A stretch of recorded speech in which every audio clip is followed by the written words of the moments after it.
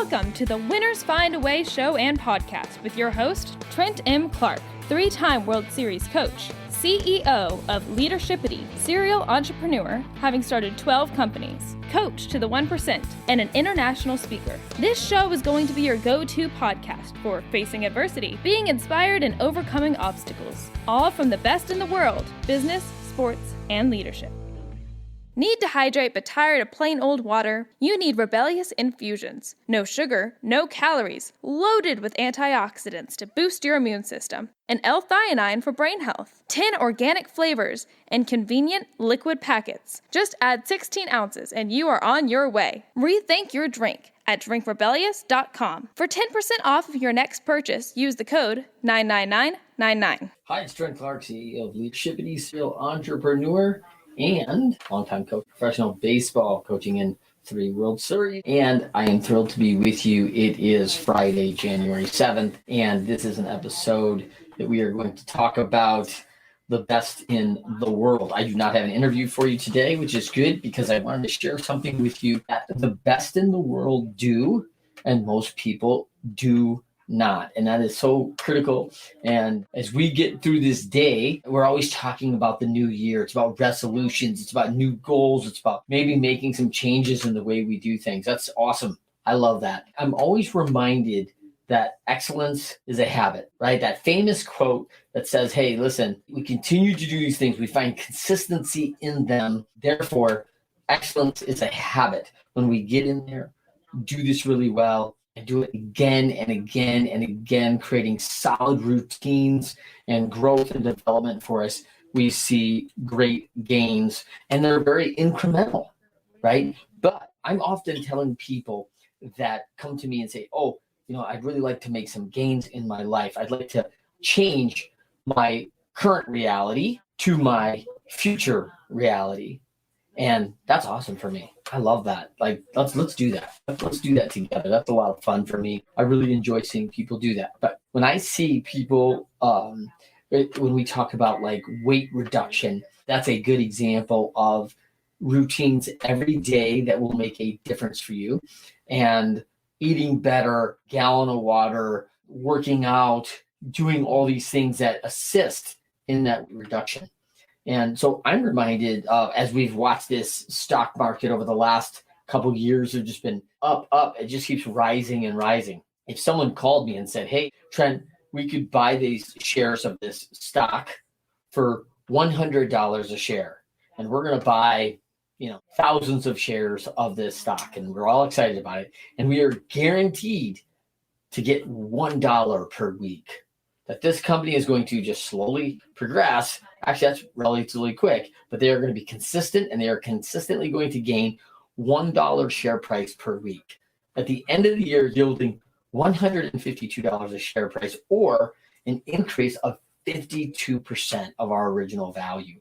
That would be massive growth, massive gain. Who would not sign on for something like that? We all would. So as we think through that, okay, so how are we going to do that and do it well? I think this is very important as we drive through this, is we need to look at how do we do something very well every day. Okay, so the best in the world have very high quality routines. They are very strong in what they bring each and every day to what they're planning for their day. And that's really important. So they are starting their day with a plan. That is probably the most important thing of what the best in the world do. The 1%ers, who are absolutely doers, they are doers of this world.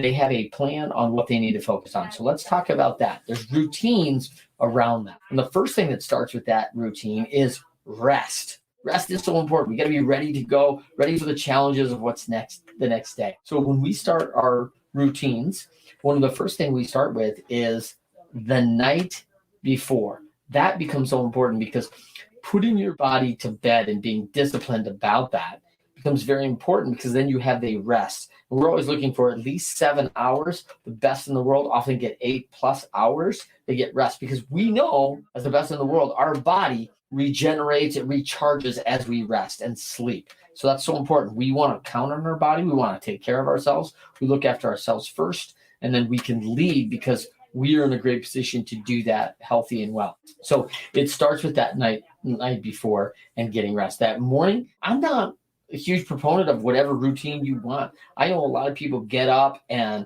they get up early before everybody else. They really lay out their day. They do exercise, they do meditation, prayer, reading. Awesome. Do that. That's great. I love that. But you have to find out what works for you. I also was in professional baseball for many, many years where we didn't start till 2 or 3 o'clock in the afternoon and often worked till 11:30 at night. Because what most people don't know is that athletes in pro sports often show up 5 to 6 hours before the game, starting to prepare, exercise, warm-ups, stretching, treatment, early work with coaches, this and that. And then they do video, strategic review. Then we get ready for game, prep, meal often inside that. Meal plan is inside that. And then game and whatever happens inside that time. And then post-game, that may mean treatment, workouts, study of any film, reviews, coaching one-on-ones, anything to that effect can be a part of a player's or a person's routine in whatever they're trying to do to accomplish things. So there's a bunch of things that can go into a routine. So when you look at that, what do some of the things that I need to include in my routine? First of all, we need to mix this routine bowl with a lot of discipline. That's going to be really important because if we don't have that discipline to follow it, your daily routine is not going to be strong. It's not going to have merit. It's going to be unfocused. It's going to have gaps in things that you really want to do and accomplish. So that becomes really important. So we're going to need some of those things. So we prioritize first our tasks, which is what are the 3 to 5 most important things that I do that will have the maximum impact on my team, my organization today. And those are equated right to our goals. We know what our current reality is, and we know what we want our future reality to be up here, right? And there's gap in between those two. So each one of these days is going to fill in each day, and it's going to keep going. And this may be 365 days. It may be 730 days. I mean, this could take some time to reach our big future reality. And it may be 30 days. And that's where our future reality is going to be. But each day has to count towards that. And so we review what our goals and our future reality that we desire is, that shapes where my priorities are today with what I have to do to accomplish and keep moving things along that line.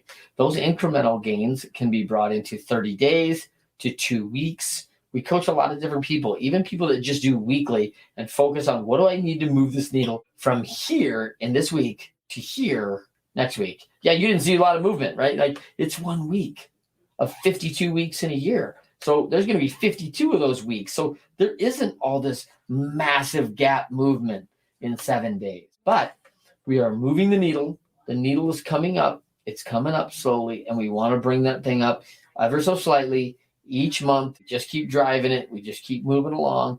Very small incremental gains, and we just keep coming up, and we just keep coming up with it. And that's how it's going to be done. So when we look at that, these 3 or 5 most impactful things that we're going to do every day, that becomes the focus of our day and how we're going to set that day.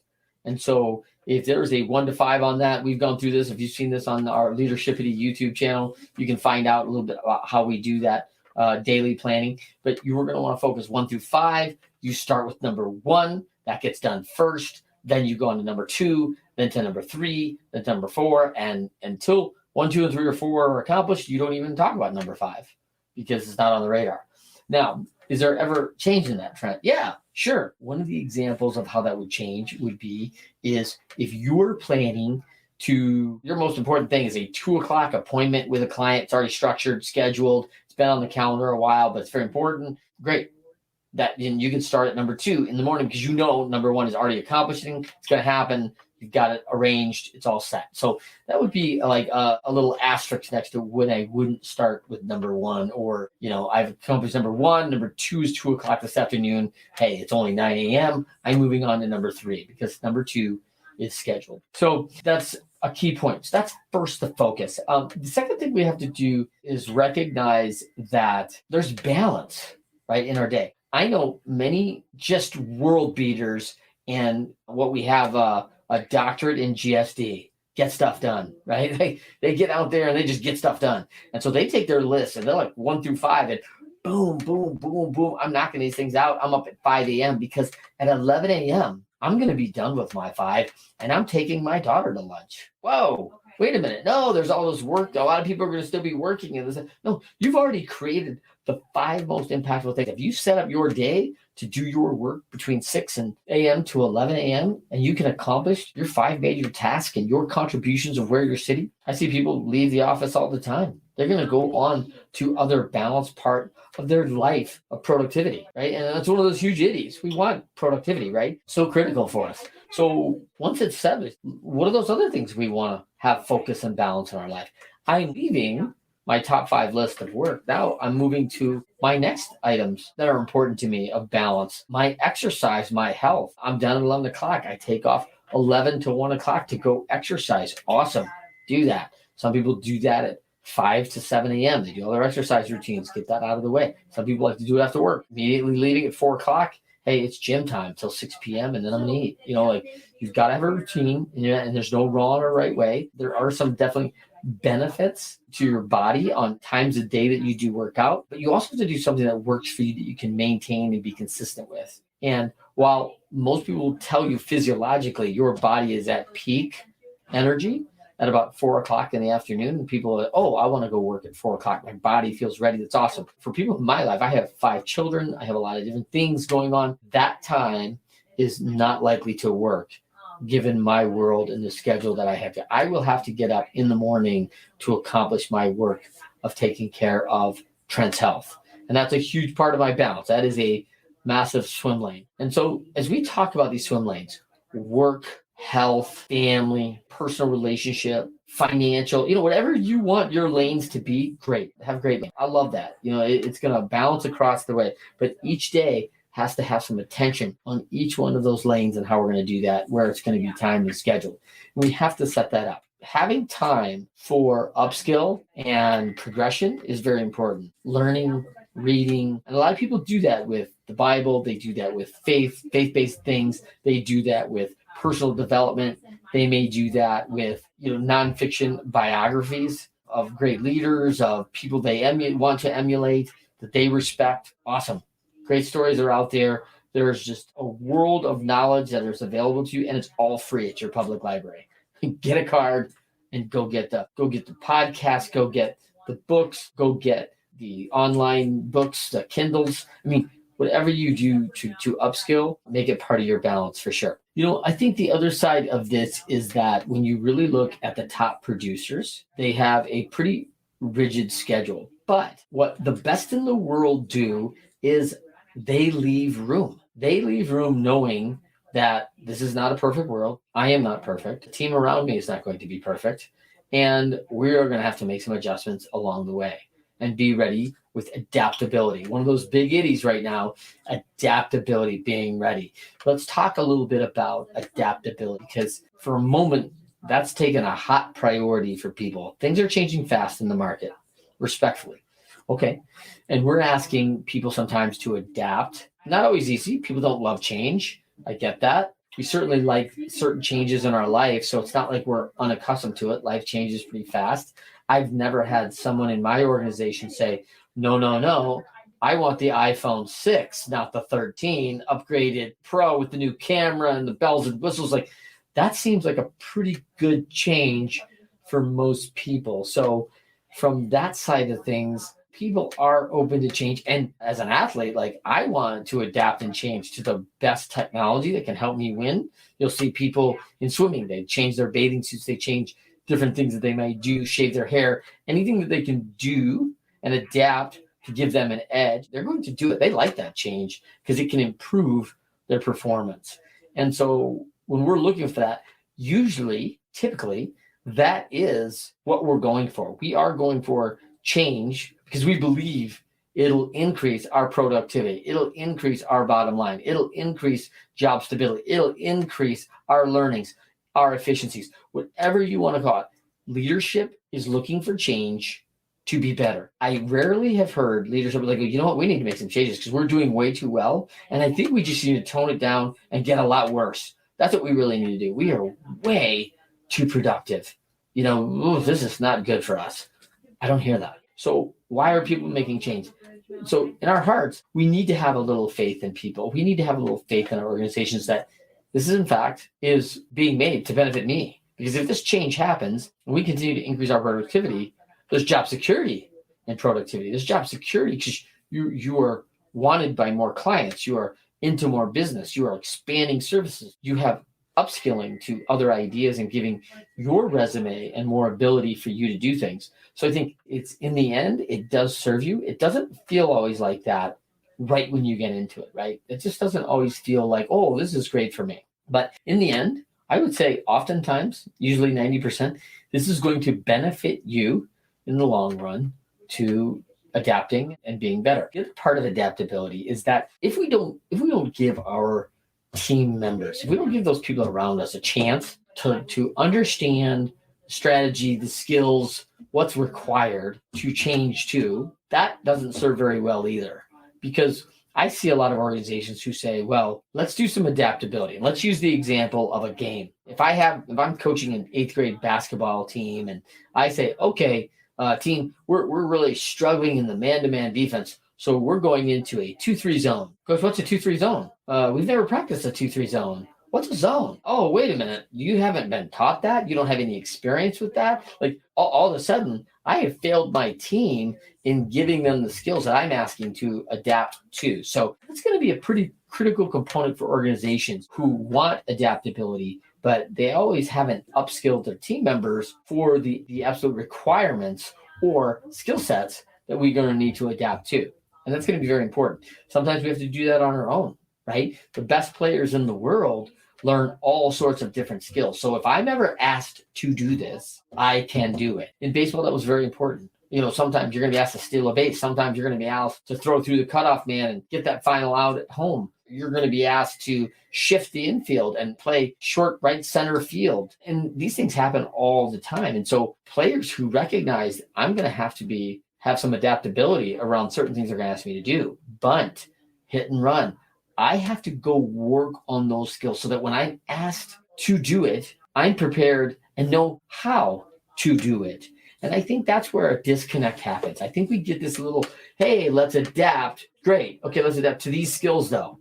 And we don't have those skills. That's going to create an issue and it's going to create a gap. So very important for us as leaders and as we work to our adaptability in our system about getting that upskill. So your upskill time becomes that very important lane. As you work through your day and balance it, it is going to have to be thoughtful about when you get food, what you'll wear, what you need to adapt to, what's about to happen for the day. So confidence comes from preps and reps. That's very important. We're prepared about what's about to happen. And then repetition, we've done this again and again. Adaptability comes very easy for me when they ask me to bunt because I've done that and again and again. So we'll say, Trent, hey, game's getting close. Adaptability, we need you to bunt a runner over. We need to bunt a hit for a hit. I do that all the time. That's not hard adaptability for me. Now, for my teammate who hits 30 home runs a year, who's not asked to bunt very often, that is a much tougher ask of that person to say, hey, listen, now we're in a very unique situation. We really need you to bunt right now. Like, I haven't been asked to do that in 5 years, and I haven't worked on that in 2. So not exactly prepared for the adaptability that our staff and the strategic plan is calling. So that's going to be a critical element. The last thing I'm going to mention about all this balance, right, is that each lane has its place. And some lanes may be wider. They may have more, and probably in our lives, we look at work as pretty wide lane. That takes up a lot of life for us as adults. We're going to go to work. We're going to do a job. We're going to have a role. And there's probably one role, whatever that role is for you. You probably have one central role in your family, in your workplace, in this life that probably centers a great deal as a primary in your life. So if work is in the middle of this pool and we have this big wide swim lane that's maybe, let's say, 2 or 3 wide. That takes up a lot of space, and that's work lane. That gets a priority. It's right down the middle of the pool. Fine. On these outsides of the lanes, we have family relationship dynamics. We spend a lot of time, probably equally amount, with our families as we do work. Think about where you're at. You're at home, you sleep.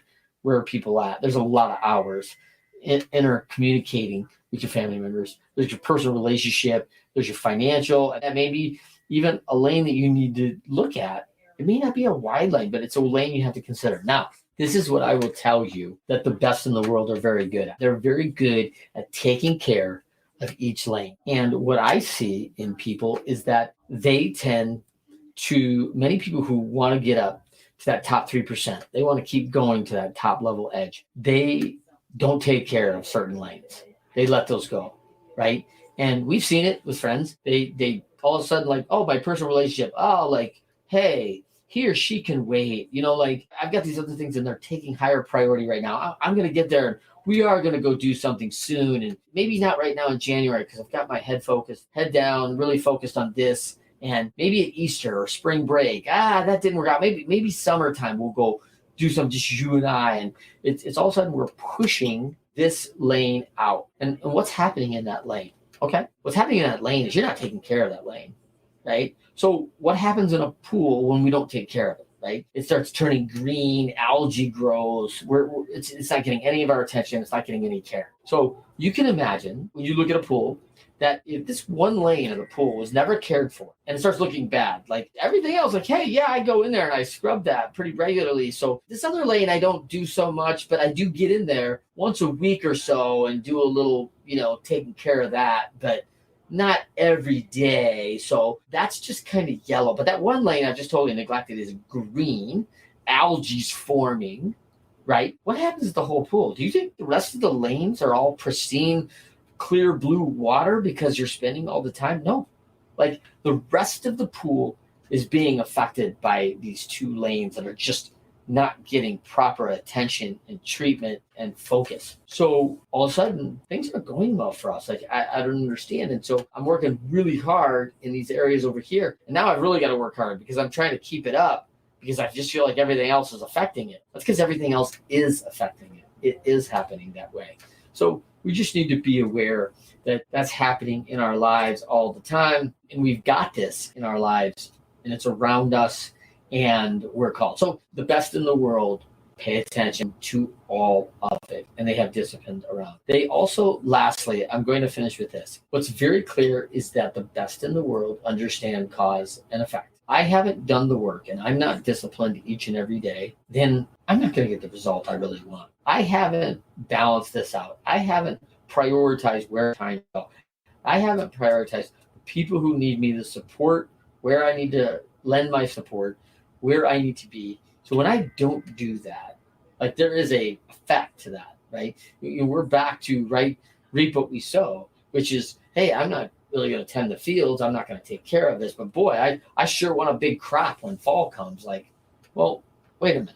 How's that going to work? It's not. Cause and effect is very real, and the best in the world understand it very well. And you will see, athletes are a good example of this, you will see when they're out of sorts, when the prep and reps are failing and they do not feel prepared and they have not spent the time and the repetitions needed. And then all of a sudden they're being asked to do things and they are failing. And what's happening is confidence is just leaving the body. It's just leaving. And you can see it and it's palpable. And it happens in all of us. It will happen everywhere we go because this balance, this discipline, this day-to-day grind of discipline and doing it best is what the best in the world know how to do and do really well. And if you are a hyper learner and learn each and every time and have great self-awareness, you are going to get better at your routine every day. And as you get better, you're going to get more confident, right? You're going to get better prepared. You're going to continue to, hey, I've done these repetitions. I know what's coming. And probably the most important part of this is that as you get better, more opportunity comes and efficiencies come, leaving you actually more room for the unexpected, more room for other relationships in your life, more room for a slight change in the environment. And it doesn't throw you off into whack. It doesn't kill your day. It doesn't take your confidence and leave it because you weren't prepared for it. I mean, all this gives you space, it really leaves you room for better relation, for more pointed delegation with your team members, for more pointed coaching to help other people come along the way, to get them better, more pointed time for mentoring, more pointed time for modeling, pointed time for that special someone who really needs you in their time of need and needs your support. So that is going to be really critical and evident in the best in the world and their daily routines. And if you know someone who you consider to be the best in the world at something, at your work, at your organization, someone that you know that's close to you, a family member, talk to them a little bit about how they set up their day, how they become great achievers, just working at this every day with a discipline and focus and understanding cause and effect. As always, thank you for joining us on the Winners Find a Way show. I am Trent Clark, CEO of Leadershipity. You can find me at trent@leadershipity.com, www.leadershipity.com, all the major networks at Trent M. Clark or Leadershipity. And we are happy always to hear from you. Join us every Friday at 12:30 on the Winners Find a Way show. Looking forward to a couple great interviews coming up in January. Super excited about some real just all-star one percenters. And then, of course, also on Ask Me Anything, you can send an email with the tag of the subject line AMA, Ask Me Anything, and put your question in. We submit, we choose 3 questions every week, and we go over that on Friday's Catch Our Show every Friday, 2 o'clock. So hope you'll join us today. AMA, Ask Me Anything, 2 o'clock today, Eastern Time, 11 a.m. Pacific. And we'll see you next time on the Winners Find a Way show. Rebellious Infusions are organic flavored water enhancers. Rebellious provides clean, focused energy in liquid packets. Just tear the corner of the packet and pour 16 ounces of water. Rebellious Infusions have no sugar, no calories, and up to 300 milligrams of antioxidants and loads of L-theanine for brain health. Rethink your drink at drinkrebellious.com. For 10% off of your next purchase, use the code 99999. Do you want to be our next guest? Or do you have inspiring stories to share? Or do you love to inspire, support, and empower thought leaders? Feel free to send Trent a direct message on Instagram or Facebook at Leadershipity.